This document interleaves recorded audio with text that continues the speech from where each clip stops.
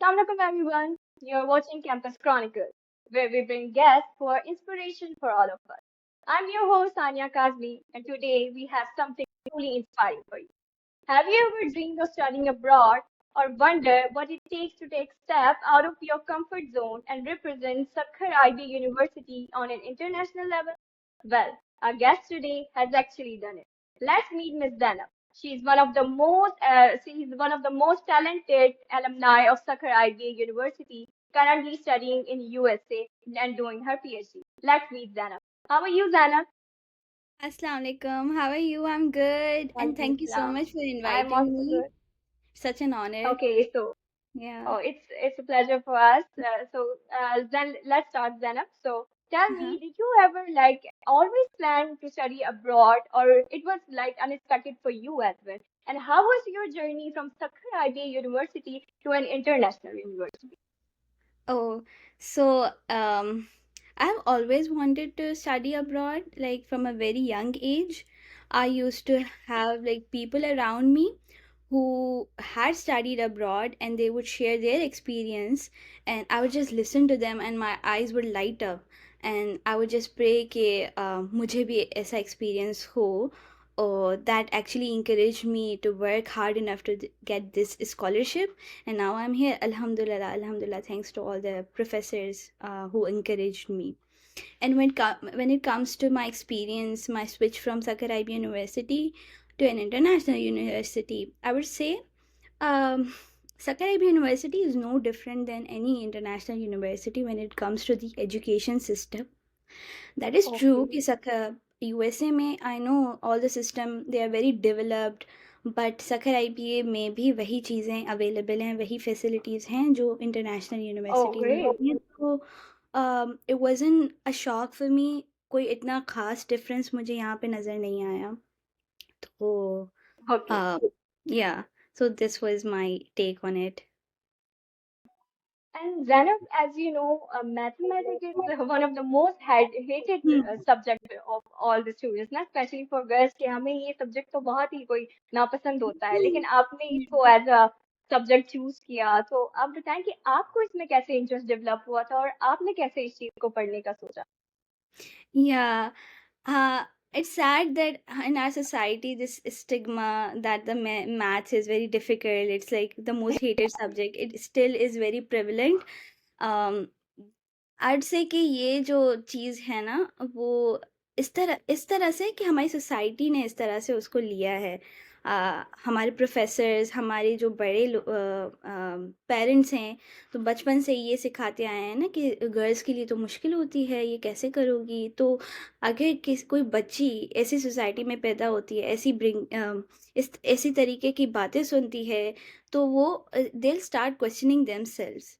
तो इस तरह Yeah. से होता है, एंड इट्स सैड कि it still exist, but the way I navigated is through having a good environment around me. अगर टाइम है तो I like to share my story कि I Yeah, remember sure. once Sakhar IBM, it's like very common for professors, especially in our department, to invite speakers from different universities and who have had their excellent research experience to share their research with the students in Sakhar IBN in our department. So they used to invite a lot of people. I remember they invited one professor. He had done his research in physics mostly. So Okay. I was in my third semester. I was very like excited and very passionate about physics. So I was like, "Okay, let me just ask him कि if I want to switch from mathematics to theoretical physics, तो मुझे क्या steps लेने पड़ेंगे ना?" तो वो जैसे excited होके मैंने उससे ना पूछ लिया. मैंने सोचा नहीं था कि उसके consequences क्या होंगे, तो मैंने पूछ लिया. अच्छा, the first reaction he had to to my question was कि as a woman it's very difficult for you to pursue theoretical physics because हमारी society में you have to um, manage family with your career. तो वहाँ पे ही ना मैं freeze हो गई कि यार मैंने ये क्वेश्चन क्या कर लिया कि और Yeah. क्या क्या ये मेरी गलती है कि मैं एक औरत हूँ कि क्या मैं ये परस्यू नहीं कर सकती. वहाँ पे मैं फ्रीज हो गई और मैं बहुत ही डिसअपॉइंट हो गई, इवन दो बाद में आफ्टर सेइंग दिस उन्होंने काफ़ी मुझे कहा कि ये स्टेप्स हैं, ये फॉलो करो। लेकिन वो बात ना काफ़ी आपको हिट करती है कि आप यू स्टार्ट क्वेश्चनिंग योरसेल्फ। तो Yes. ये नेगेटिव एक्सपीरियंस रहा मेरा, but right after that when I expressed my interest in the field, जो दूसरे प्रोफेसर्स हैं from my department, they started sharing me resources or different opportunities. They started helping me. Great. तो उनके लिए ना मेरी सक्सेस, मेरा करियर बहुत पर्सनल हो गया। तो उस Yeah. उस उस पॉइंट से मेरे सारे प्रोफेसर ने मुझे हेल्प की, डिफरेंट डिफरेंट लोगों से मिलाया, डिफरेंट डिफरेंट अपॉर्चुनिटी सेंड करते रहे। तो इट्स दैट कि आप इस सोसाइटी में रहते हो ना, आपके नेगेटिव एक्सपीरियंसेस भी होते हैं, पॉजिटिव एक्सपीरियंसेस भी होते हैं। Exactly. तो आपको ना उन पॉजिटिव एक्सपीरियंसेस को ज़्यादा अगर आप फोकस करें and you don't feed your negative thoughts, तो फिर आप कुछ भी अचीव कर सकते हैं। तो अच्छे लोग भी हैं, बुरे लोग भी हैं, बस अपनी जो सराउंडिंग है ना अच्छे लोगों से कर दें, तो फिर it becomes very easy for you. तो या Exactly, Zainab, you're या right. या ज़ैनब, मुझे ये बताएं कि आपको इस जर्नी की इंस्पिरेशन कहाँ से मिली थी, और क्या आपको सखर आईबी यूनिवर्सिटी ने किसी भी एस्पेक्ट में आपको हेल्प आउट किया इस चीज में? हाँ, all the credit goes to my professor. Inspiration तो मुझे तब मिली थी जब I was in my last year. तो आई वाज़ जस्ट वंडरिंग कि मैं थीसिस का जो टॉपिक है मुझे फ़िज़िक्स में करना है ना, स्पेशली एस्ट्रोफ़िज़िक्स में करना है। लेकिन मैं किस तरह से करूँगी, यहाँ पे कोई मुझे सुपरवाइज़ करने के लिए नहीं है। And then hmm. Came doctor Jam Sadiq. He had done his PhD in astrophysics from the same university I am in right now. तो okay. He came to Sukkur IBA. And then एक होप जगी ना कि no, I can still pursue this career, still pursue this research area. Then he helped me. मुझे खुद को self doubt होता था, लेकिन आई रिमेंबर उन्होंने जितना मुझे पुश किया है ना, उनकी वजह से ही मैं इधर हूँ। कभी कभी रिजेक्शंस आती थी, लेकिन नहीं, वो मुझे कहते कि नहीं, अप्लाई करती रहो, काफ़ी कैपेबल हो। और उनके अलावा doctor Javed Biroi, even though he was not in my research area, उनका रिसर्च एरिया डिफरेंट है, ओके। लेकिन उन्होंने हमेशा फादर फिगर की तरह हमें ट्रीट किया है। हमें हमारी जो सक्सेस है, हमारी जो स्ट्रगल्स है ना, उनके लिए बहुत पर्सनल हैं, पूरे स्टूडेंट्स ओ। के लिए। Not just the guidance they he used to give us, it's also the financial, वो फाइनेंशियली भी हेल्प करते हैं काफ़ी स्टूडेंट्स को। So wow. वो हमारे लिए ऐसे प्रोफेसर होना, ऐसे, और हमारे डिपार्टमेंट में it was like a blessing, सबके पास नहीं होती। तो क्रेडिट्स वाकई में सखर आईबीए को जाता है, specially to my department, mathematics department. And I miss them a lot here, I miss them a lot. Okay, Zainab, tell us about your adjustment phase. जैसे कि सारी लड़कियों, एक लड़की को अब्रॉड जाके पढ़ना ऑब्वियसली मुश्किल हुआ होगा, so was it exciting for you और very much difficult? Actually, the whole application process, the whole Fulbright process is very tiring. आप जब तक यूएस नहीं आते तब तक आपको कोई ना कोई डॉक्यूमेंट सबमिट करवाना होता है। और ओके। आई रिमेंबर, मैं मुझे अपनी फ़्लाइट में भी ये रियलाइज़ नहीं हुआ था कि मैं इतनी दूर अपनी कंट्री को छोड़ के आ रही हूँ। जब मैं फाइनली लैंड हुई तो फिर रियलाइज़ हुआ, ओह! ये सिटी बिल्कुल डिफरेंट है मेरी सिटी से, यहाँ के लोग डिफरेंट हैं, उनके बात करने का तरीका डिफरेंट है, कल्चर डिफरेंट है। तो फिर आपको एग्जैक्टली। होम सिकनेस होती है काफ़ी। लेकिन जब जैसे ही आपके कोर्सेज स्टार्ट हो जाते हैं, क्लासेस स्टार्ट हो जाते हैं, यू गेट वेरी बिजी। तो फिर बिजी हो जाते हो आप, आहिस्ता आहिस्ता ना नेविगेट करते हो योर होम सिकनेस और दैट फीलिंग ऑफ आइसोलेशन। और आहिस्ता आहिस्ता आप फ्रेंड्स बनाते हो, अच्छी कम्युनिटी बनाते हो। द थिंग इज़, यूएस में ना काफ़ी लोग अच्छे हैं, they are very nice, they really help you. अगर बस आपको ना बस उनको अप्रोच करना होता है। तो ओके। मुश्किल था स्टार्टिंग में, बट 1 साल हो गया, अब सीखना स्टार्ट कर दिया है कि इंडिपेंडेंट कैसे रहना है, क्योंकि this is what I wanted. मुझे इंडिपेंडेंट रहना था, एक्सपीरियंस करना था, which I could not experience back home. Okay Zainab, so क्या आपको कभी सेल्फ डाउट या फिर कोई फेयर फील हुआ? क्योंकि बहुत सारे बच्चों का ये ख्वाब होता है कि वो अब्रॉड जाके पढ़े हैं, लेकिन वो हेजिटेट कर जाते हैं। तो आप क्या सोचती हैं कि किसी को भी अब्रॉड जाने से पहले अपने आप को खुद से कैसे प्रिपेयर करना होगा? um ये जो सेल्फ डाउट है, इट्स वेरी कॉमन एवरीवेयर। इसको इम्पोस्टर सिंड्रोम कहते हैं। आप वो सबको होता है। इवन हमारे यहाँ पे जो प्रोफेसर्स हैं, जो रिसर्चर्स होते हैं, वो उन सबको होता है impostor syndrome. It's just you eventually learn to navigate it.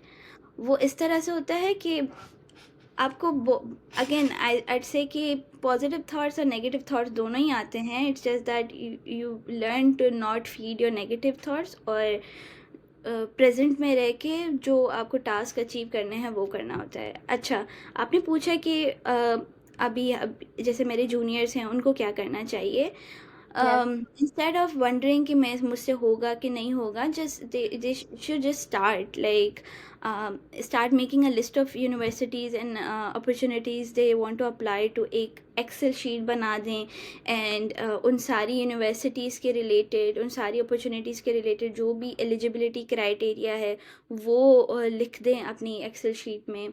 और आहिस्ता आहिस्ता उन सारी एलिजिबिलिटी के क्राइटेरियाज को ना मीट करें। अदर देन दैट, कई स्टूडेंट्स जो अच्छी नेटवर्किंग करते हैं उनकी चांसेस ज़्यादा बढ़ जाते हैं। नेटवर्किंग उन लोगों के साथ, फॉर एग्जांपल जैसे मुझे, आई वाज लकी कि डॉक्टर जाम सादिक सखराइब यूनिवर्सिटी में आ गए। वो स्पेसिफिक मेरी फील्ड में ही थे। लेकिन कई ओके। यूनिवर्सिटीज़ में अवेलेबल नहीं होते हैं अगर प्रोफेसर्स, तो you just need to reach out to them. अगर रीच आउट करेंगे, उनसे कनेक्ट करेंगे, they are ready to help you. तो just make a list of universities, उनको करते रहें, अप्लाई करते रहें, उन एलिजिबिलिटी क्राइटेरिया को देखते रहें, और उसके साथ साथ नेटवर्किंग भी करें। तो दिस विल हेल्प देम। और सबको होता है सेल्फ डाउट, मुझे भी था, लेकिन आई डिड इट। तो कोई कोई भी कर सकता है। जस्ट हैव मतलब इन फेथ। शॉर्ट ये इतना मुश्किल है नहीं जितना कि स्टूडेंट ने को सोचा हुआ है। हाँ। अच्छा ज़ैनब, अगर आपसे यस, हम्म। अगर आपसे ये पूछा जाए कि सखर अरबी यूनिवर्सिटी में आप कोई एक ऐसा मोमेंट जो दोबारा आपको जीने का मौका मिले, तो वो कौन सा मोमेंट हो? ओह! अ, मेरा एज़ अ स्टूडेंट तो बहुत अच्छा एक्सपीरियंस रहा है, लेकिन जब मैंने टीचिंग करना स्टार्ट किया ना, तो आई स्टार्टेड फीलिंग कि हाँ, मैं भी कुछ ना इम्पैक्ट ला सकती हूँ सोसाइटी में। जब मैं एमआरसी में थी, आई रिमेंबर, वहाँ पे एक स्टूडेंट थी, she was struggling in mathematics and she was like on the verge of crying. और okay. I came, I went to her and then like मैंने उसको सिर्फ कहा कि यार यू कैन डू इट, परेशान मत हो। I was just there for her to support her emotionally ना। मैंने उसको कुछ मैथमेटिक्स समझाई भी नहीं थी उस वक्त, but like after 1 month she came up to me, she told me कि she has like passed the course with really good marks, and she was like कि अगर आप नहीं होते तो फिर मुझे वो सपोर्ट नहीं मिलती। तो वो मुझे लगा अच्छा यार, मैं भी कुछ कर सकती हूँ, मैं भी किसी की लाइफ इम्प्रूव कर सकती हूँ। That that really hit me कि as a teacher, as a tutor आप काफ़ी इम्पैक्ट ला सकते हो सोसाइटी में। तो I would want to exactly. Leave that, I just want to go back and like teach in Sukkur IBA, क्योंकि वो मुझे ना काफ़ी फुलफिलिंग फील होता है, अपने स्टूडेंट्स हो मेरे, और ओके। जस्ट मैं उनको मैथमेटिक्स पढ़ाऊँ। तो दैट्स इट। ग्रेट। या। Okay, Zainab, what is the biggest life lesson that you have learned throughout your journey? Oh, that's a difficult question. Biggest life lesson, I'd say कि अ, हम लोग ना कई कई चीज़ों को ना अपनी सारी ज़िंदगी का गोल बना देते हैं कि नहीं, अगर मुझे फुलब्राइट मिल गई तो मैं कंप्लीट हो जाऊंगी। अगर अगर मुझे ये चीज़, सर्टेन चीज़ मैंने अचीव कर ली तो मेरा मेरा लाइफ कंप्लीट हो जाएगी या क्या हो जाएगा। बट जब वो सब कुछ हो जाता है, you still feel a void in your heart, because वो चीज़ अचीव करना आपकी लाइफ एक्चुअली नहीं है। There is more to life than these goals. तो you need to start like thinking कि you don't need fixing, you don't need to achieve anything to feel complete, because ये सारी चीज़ें आपको कभी फुलफ़िल फ़ील नहीं करवाएँगी जब तक आप अपने लिए अच्छा सोचना स्टार्ट ना करते हो। सो लाइक कई लोग ना अपने बारे में बहुत बुरा सोचते हैं, स्पेशली वुमेन। ह्यूमिलिटी बहुत ज़्यादा होती है। तो just start exactly. Not hating yourself, और like hating yourself a little less. तो इट एक्चुअली हेल्प्स, क्योंकि at the end of the day आप अकेले होते हो, you are with yourself and with your thoughts, कि अगर वो थॉट्स आपके अच्छे होंगे तो you will feel really good about yourself. तो दैट ओके वाज द जैन, लेसन आई learned। आप अपने जूनियर्स को जो चाहते हैं कि वो भी आपकी तरह जो है सखर आईबी यूनिवर्सिटी को इंटरनेशनली प्रेजेंट रिप्रेजेंट कर सकें, उनको आप क्या एडवाइस देना चाहेंगे? एडवाइस यही दूंगी कि स्टार्ट नाउ, अगर आपने if you haven't started yet, अगर just just be very specific about your goals, कि आपको ना रिसर्च, अगर आपको स्टडी अब्रॉड करना ही है तो ट्राई सर्चिंग के कौन सी रिसर्च एरिया में करना है, कौन से लोग आपको हेल्प कर सकते हैं। बस अपनी ना प्रोफाइल पॉलिश करते रहें।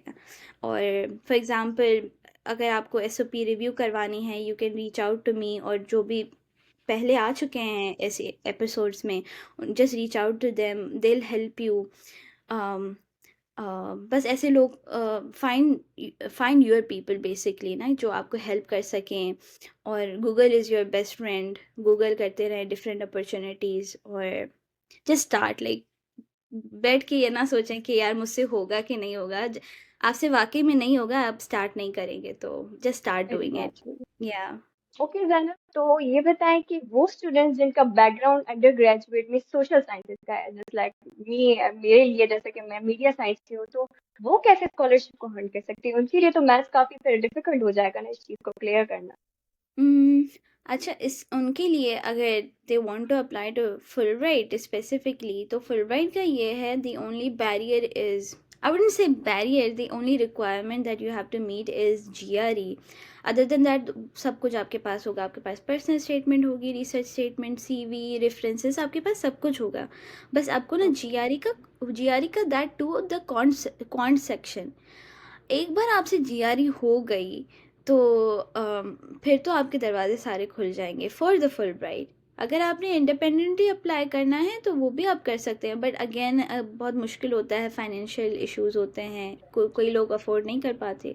अगर आपको स्पेसिफिकली फुल ब्राइट के थ्रू ही करना है तो you have to like focus on GRE. अब जीआरई के लिए there are lot of resources that you can follow, लेकिन जो बेस्ट रिसोर्स मुझे अभी अभी तक मिली है, दैट इज़ ग्रेग मैट।